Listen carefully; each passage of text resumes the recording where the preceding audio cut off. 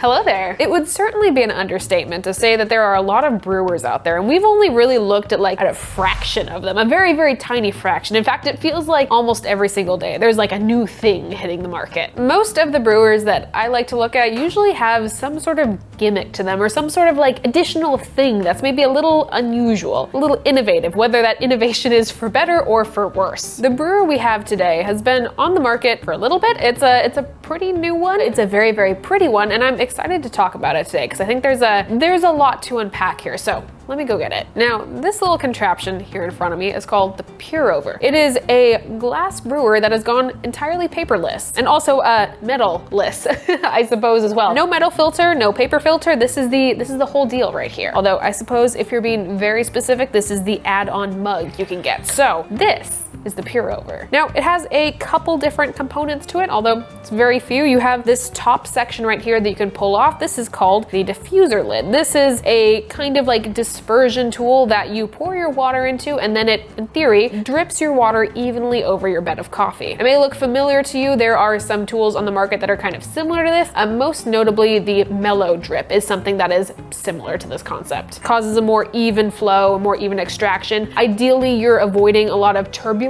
that can happen when pouring kind of aggressively by hand from a kettle. That's the kind of concept here. Now, this is the main body of the Pour Over itself. It is conical, but in the opposite way of usual, being that the top is a lot more slim than the bottom is. Now, other notable things is at the bottom, you have a little section here that is full of holes. This is your filter. There's no insert like you might have with an AeroPress. There's no mesh here. It's just these little holes are what's gonna filter your coffee. Besides that, it's pretty simple. Got a handle here, and you also have this nice little stand that the Pour Over fits very evenly into. Additionally, with the Pour Over set, you get this agitation stick or stirring spoon. I do love getting a spoon with a brewer, and this one is very nice and glass as well, so that's kind of fun. Cost-wise, this is kind of a little bit of a more upper tier brewer, especially for a single cup brewer. This set of stuff over here, which is the actual brewing components, lands at about $65 US, and then the mug set over here that we have is about $30. So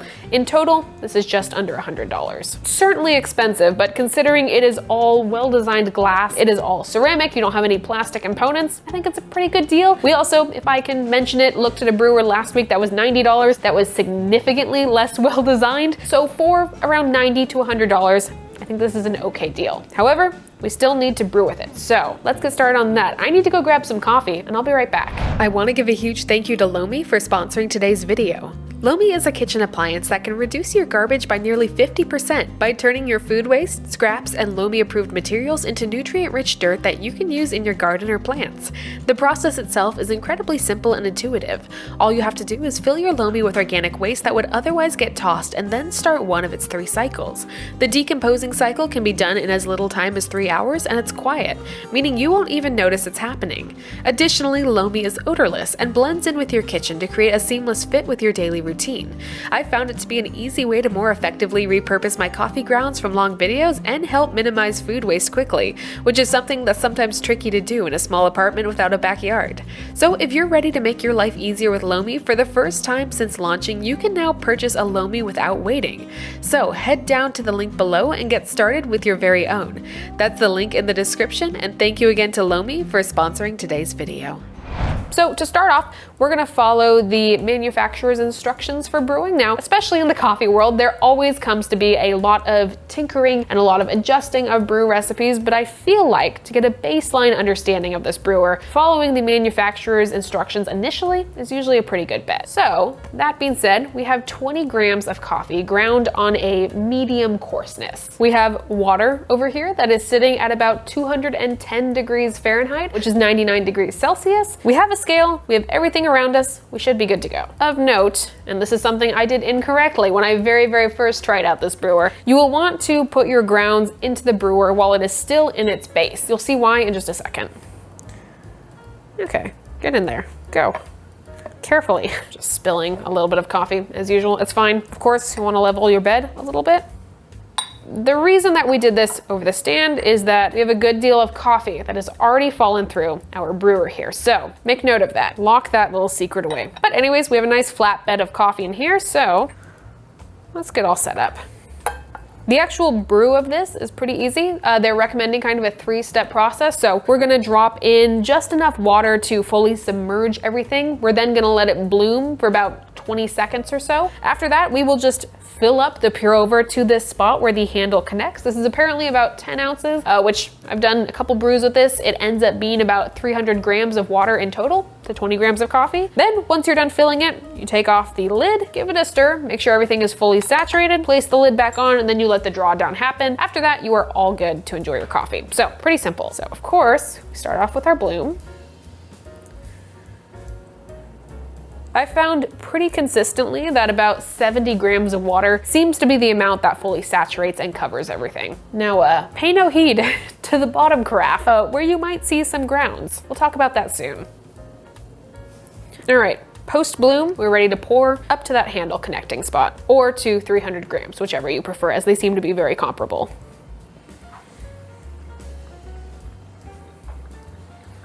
Lift the lid, give it a nice stir. Now you don't want to dig down too far with the spoon. We don't want to be like digging into the bed of coffee. We mostly just want to make sure any clumps are broken up and that everything is nice and coated in water.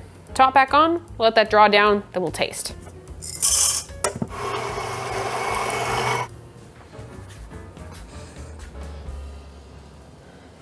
All right, so we're at about 5 minutes and 30 seconds. Our drawdown has finished. I will say, one very nice thing at this exact moment is that you don't really have to do the frantic run that I usually do, taking your like V60 or your like conical brewer and like running it to the sink or wherever you're gonna place it. You do have a stand right here, so it's a very easy transfer, low mess. I like that. We have a cup of coffee to look at. I mentioned it earlier, I can even see it now. We have a good deal of coffee actually in this cup, and it's not liquid coffee, it is ground coffee that has ended up in this cup. Something to be aware of about the pour over, and this is pretty clearly communicated in most of their materials and their marketing, is that the cup of coffee that this thing produces is not gonna be super clean. This is something that's much more akin to like a French press. You are going to get a little bit of grittiness in it. You're gonna get some chewiness. You're gonna get a little bit of that like kind of like muckiness that happens when your fines pass through into your cup of coffee. Well, a lot of fines pass through into your cup of coffee. The main issue right now is that there's not just fines in here. There's a good deal of like large coffee as well. Even taking a peek at the bottom, you can see a good deal of sediment sitting down there that's settled. But let's taste. The mouthfeel and the flavor of this is very akin to a French press. I think that's a pretty good comparison. However, it is pretty noticeable that you are getting some larger granules of coffee in there, and that's not super pleasant, you know? We can try to negate some of this with the use of a coarser grind. Hopefully we are getting something a bit coarser that's not falling through those holes, so let's go there next. In addition, I have sourced some outside recommendations from the internet on some tricks of how to use this, things that are not included in the general instructions for this brewer. For anyone's curiosity, all I did was take out the top layer of coffee pretty carefully so we could see what was at the bottom. That's what was sitting at the bottom. So it is not just fines, it is a good deal of like everything down there. That's not a super drinkable amount of sediment. Like perhaps you could get a good sip off the top, but once you reach this bottom area, you're gonna have kind of an adventure in your mouth, if you will. Okay, so we now have 20 grams of ground coffee. This is more coarse than the previous one. I would say this is slightly finer than what I would use for like a French press. Hopefully this is gonna negate some of those issues we were running into with just so much of the grounds falling into the cup below. What it will do to the extraction and flavor, we'll find out. Now, here's where one of the kind of internet tips comes into play. It's recommended by some users of the pour over that you essentially preheat and pre-wet your pour over. Unlike with a paper filter, this has nothing to do with washing out the papery taste you might get. If you don't pre-wet your filter, this isn't really even about preheating your cup. This is more about just putting some liquid into that like filtering area so your coffee clumps a little bit when you add it, which sounds really bad, but the clumping does stop a little bit of that drop through that happens. So we're gonna try that with this go around. Also, don't forget to get rid of your preheating water when you're done. So, like we did before, our more coarsely ground coffee now goes in. In you go.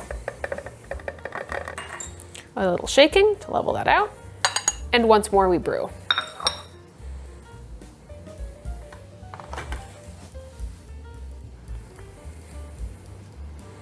Now, some of you might ask why I insist on using the diffusion lid instead of perhaps taking it off and using my kettle kind of in a traditional pour over sense. There's a little bit of a reason to that. Because of the kind of upside down cone shape of this brewer, your top is a lot smaller than your bottom, or essentially the bottom being the bed of coffee that you have shaken out. This really means that if I was to try to use a gooseneck kettle in a more traditional way and try to get like a nice even saturation across all the grounds, it is very, very hard, if not impossible to do with the diffusion lid taken off. This is because when pouring, I really only have the range of this top opening, meaning that there's all these edges around the outside that don't get saturated at all. Meaning that unless you're gonna swirl, which would pretty heavily agitate the brew bed, you don't have a ton of options. So the diffusion lid really seems to be the best option here. This is probably very difficult for you to see considering how much steam and condensation we have going on here. But we're running into a problem at this exact minute. We're about 3 minutes into this drawdown. There is still some coffee dripping out of the pour over right now, but if you look very closely, you'll see that the coffee is only really dripping out of this side. This side has stopped dripping, which means we have some clogging, some stalling of the brew, which is very fun. So hopefully try to fix that. I'm gonna go back in with my stirring spoon. Very carefully get things gently moving again. I'm trying to be very conscious of not digging up that lower bed though. Now, this is a very delicate and tricky process because we agitate way too much. We could open this up to a lot of just channeling that could happen, but at the same time, there are some flow issues happening right now. Given that a firm stir, we'll let it continue to draw down. Our drawdown has just about completed. This is certainly much longer than you would want your coffee to brew for. We're landing probably at around 9 minutes in total here. So coarser grind certainly did some wonky things to our extraction, but we'll see how it does with cleaning up the cup at least. On some positive things though, this brewer handles very, very well. This feels like a very luxurious brewer to use. A lot of that is the material. Glass is nice to handle. A lot of it also is just kind of the intentionality and the shape and lines of everything. I think it's very, very pretty. It's very nice to like touch and use as well. All right, we appear to be done here, so transfer. Once more, we have a cup of coffee. Now, I don't expect this coffee to taste awesome, but I'm hoping for improved mouthfeel. I'm also hoping for a slightly cleaner cup, just in terms of like large granules of coffee. The bottom looks threatening. Flavor-wise, there have certainly been some funky things going on. It certainly tastes like a coffee that took 9 minutes to brew, but the cup itself, the mouthfeel is a little bit cleaner. I am very curious though, because of the amount of time it took to brew, I have a suspicion that a lot of what came through, if anything, is probably very settled at the bottom here. So I'm gonna get a paper filter to run this through. Hopefully that'll give us a good idea of what's actually in this cup. Now, while this finishes draining, I do wanna mention something that I have run into multiple times in the cleaning of this brewer. And that is the fact that if you look carefully in there, here I'll do the beauty vlogger thing of trying to back it so you can actually see, there are little grounds of coffee that have gotten stuck in the little holes in this brewer. This is especially prevalent when you use a more coarser grind. They really seem to try to get washed out and then they just get stuck there. Even with spraying water down into this, it's pretty hard to get rid of them. So I have found the best mode of operation is to just get a paper clip or like a pencil or something with a very sharp point and just kind of poke them out. But it is a very laborious process. It is something that certainly adds on to the cleaning time. It's not my favorite thing, I will say that much. So the cup of coffee that we brewed using a coarser grind finished filtering through. As you can see, we have quite a lot going on here. Akin to a French press, there is the expectation of there will be fines in your coffee. It is not just fines. You have quite a bit of just like large granules of coffee in here, which are going to seriously impact the overall texture and mouthfeel of your coffee. In fact, you can even see some of these in the final cup floating on the surface, which is not super pleasant. Now I want to do one final brew, and I want to see if we can get as close as possible to fixing all the problems we've run into, because it feels like when we fix one problem, we run into another. So right now, I'm going to pre-wet the pour over. We're gonna go back to that more kind of like medium grind size to hopefully get a better flavor. We will just see what happens. You wanna make sure you are wetting your pour over the mug, but then afterwards transfer it back to the stand, because for the most part, there are gonna be grounds that fall through irregardless. 20 grams of coffee ground on a medium coarseness, very similar to our initial brew. Get in there. Shake to settle. And one last time, we begin our bloom.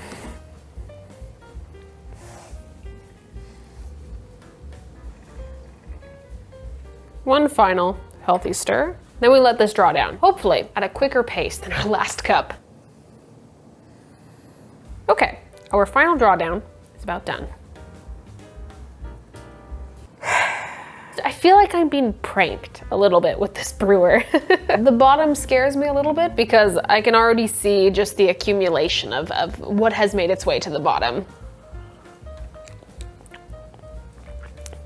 Flavor-wise, this is a lot better. This grind size is much more accustomed to this coffee and this sort of ratio here. However, we're still left with the problem. There's just a lot of muck in the cup. I think I should give my final thoughts. Once more, for anyone curious, I just poured off the top layer of coffee just to kind of get a vague visual. And once more, this is what's sitting at the bottom of pretty much each cup, no matter what grind size you do, no matter if you pre-wet the pour over, no matter what happens. And while you may be able to avoid it while you sip off the top of your coffee, the minute you swirl your cup at all, the minute you get down past the halfway point, this residue is really gonna affect each sip you take. As we wrap up, I wanna talk about the things I like about this brewer. The use of this brewer is very nice. And by use, I mean just the feel of it, like handling these separate pieces, the appearance of it, the aesthetics of it are all very, very, very lovely. Frankly, this is kind of like a showstopper piece that if you have like a little pour over bar, like this would be a lovely addition to it just visually, even if you're not using it. And I was frankly